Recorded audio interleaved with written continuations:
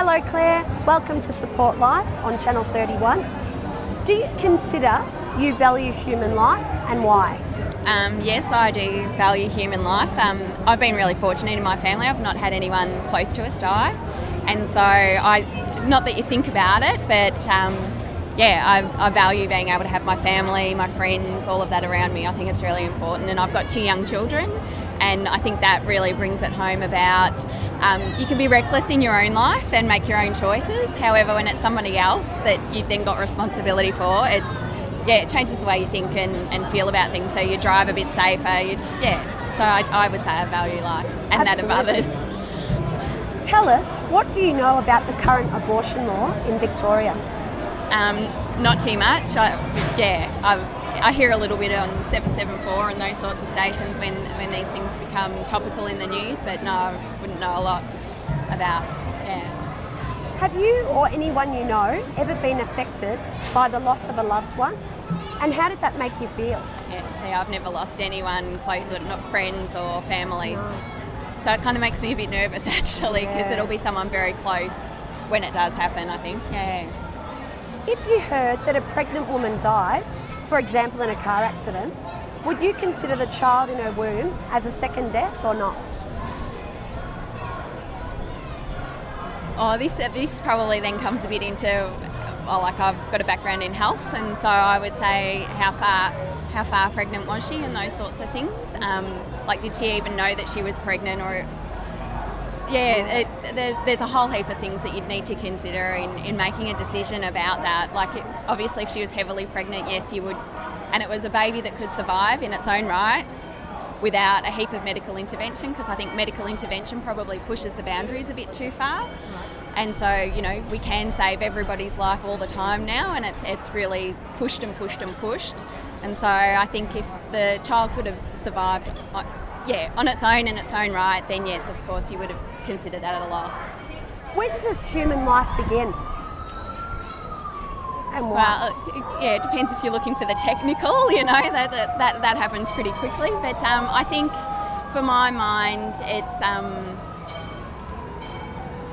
I guess when I fell pregnant, it was when I started feeling the first sort of kicks and those sorts of things that really became a reality for me. It was like, there really is something there, and it's part of you, and I'd say around that stage, sort of, anything beyond 12 weeks, once you actually know and your head's in that space, I think.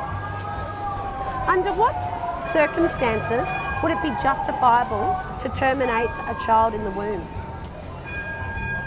I think it's actually up to the individual. So it's not just the mother's circumstances, but it's also the circumstances in which that child's going to be raised and the type of life that it'll be exposed to. And I think, when you're talking about Australia, that's a really affluent country. As I said, we've got really good medical interventions, all those sorts of things. We continue to push those boundaries, and so we're saving, babies as young as 16 weeks. And then what sort of quality of life do they then have after that?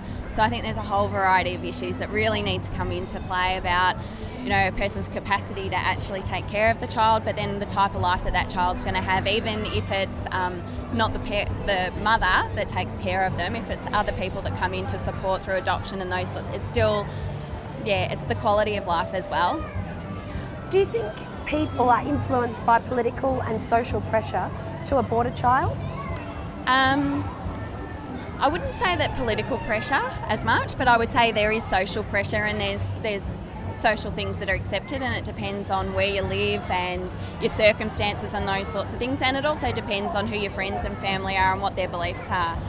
I think that all comes into it, and from a political side of things, I don't know, I mean politics does play a part in it, but I kind of don't think people go, actually the Prime Minister may not really like me having an abortion, I'm not going to do it. I think they're going to go, hang on, my family, friends, what are they going to think about this? No, I'm not going to do it, or yes, I'm going to do it because it's accepted. In Australia, 100,000 unborn children are aborted yearly. What do you think of this? Look, it's a really high figure, but then I guess you've got to look at how many babies are born and how many people are trying to have babies.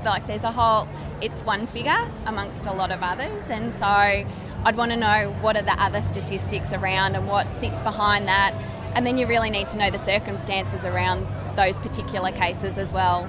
yeah, you know, you don't know the circumstances in which those children have been aborted, and you know, if there was a risk to the mother, medical risk, and she could have died, do you say that that unborn life is worth more than that woman surviving? And so, you know, do you do a life for a life? It makes it really difficult. Yeah.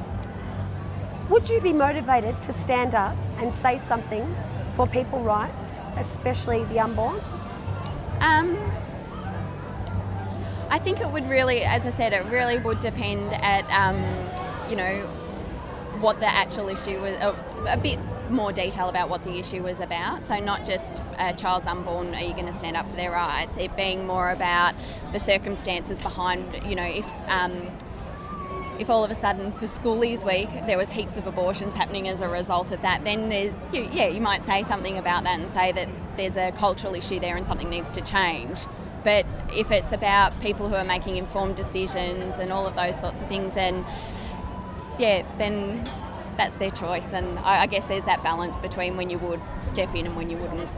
Yeah. How do you feel about gender selection abortion? Gender selection process. Well, look, I've got 2 girls and my partner is very, you know, strongly wanting a boy, and I'd love to have a boy as well, but it's like any IVF process. I think you don't know what you're going to get, and pregnancy you don't know what you're going to get, and I'm quite happy to wait, and if we have 3 girls, we have 3 beautiful girls. If we have a boy, that's fantastic as well.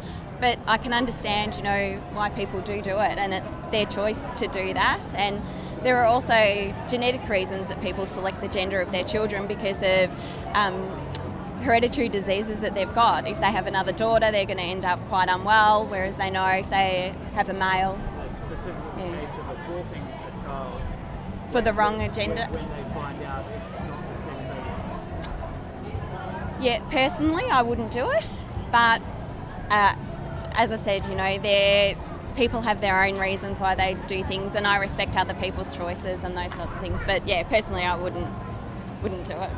Thank you so much for coming on today, worries. Claire.